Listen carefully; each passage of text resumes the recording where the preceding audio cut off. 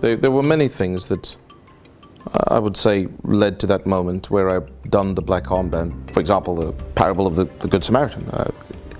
If you see your fellow man in distress, you ought not to walk on the other side of the road as if it's got nothing to do with you. You really ought to be a neighbor to someone you see in distress. And that might mean you bandage the person up and you put oil on their wounds or whatever and you take them to a hospital. Or it could be you hear the cry of the oppressed in your own nation and you speak out. I was in my mid-20s. Up until that point, I think I was just a sportsman who played cricket for the love of it and the passion and the desire to achieve, as you do. You know, if you're a young player trying to make your way in the world of sport, you want to make your mark. You want to take that 5-wicket haul that allows you to keep playing so that you don't get dropped in the next match. And that's kind of your preoccupation and your focus. But as I was starting to become politically aware of Zimbabwe's precarious political situation, with the farm invasions that were starting to kick off in the late 90s, with the historical abuses, human rights abuses that had happened with Robert Mugabe sending his militia into the area that I grew up in called Matapitaland and slaughtering people, hundreds of thousands they think.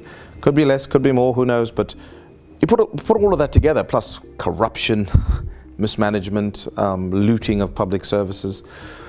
All of that got this 25, 26-year-old thinking, crumbs, what's going on in my country? I mean, you have to remember, we as players felt we were ambassadors for the nation, and I felt I had to speak out and allow my voice to be heard amongst the melee. So myself and Andy Flower finally, of course, decided that we wanted to be heard, and we donned the black armband. We knew the risk we were taking. I just had the deepest of convictions that I think I'd never had before.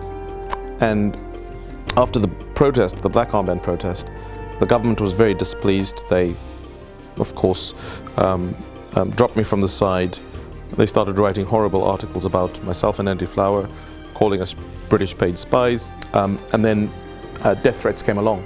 And with the death threats came an understanding and a knowledge that I had to leave Zimbabwe. But during the World Cup, it was going to be very difficult to just sneak out and you know, off you go. So a legitimate way to actually escape Zimbabwe was if we won our final match against Pakistan or got a draw out of it.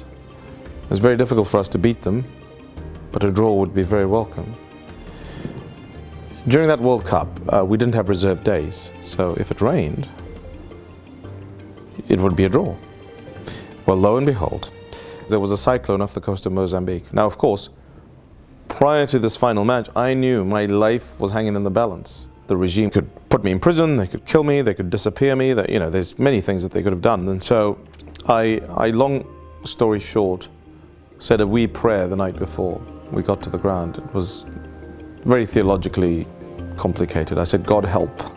And it rained long enough to have the game abandoned. So they flew me out of South Africa to relative safety in England. And so I'm grateful to a lot of people, obviously grateful to God most of all that my life was preserved.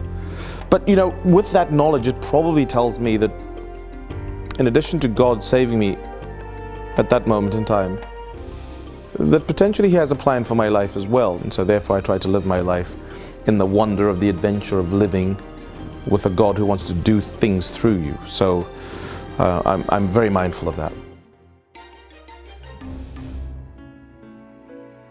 This is the moment, this is the day when I send all my doubts. From a young age, I've always known that beauty is fleeting. I've always known that adulation from crowds is empty. And I've always known, and I've been asked this consistently, many years before, what's the ultimate achievement in your life? And I would say it's, when I say take my last breath and I meet my Maker and He says, well done, my good and faithful servant. You've done all things well.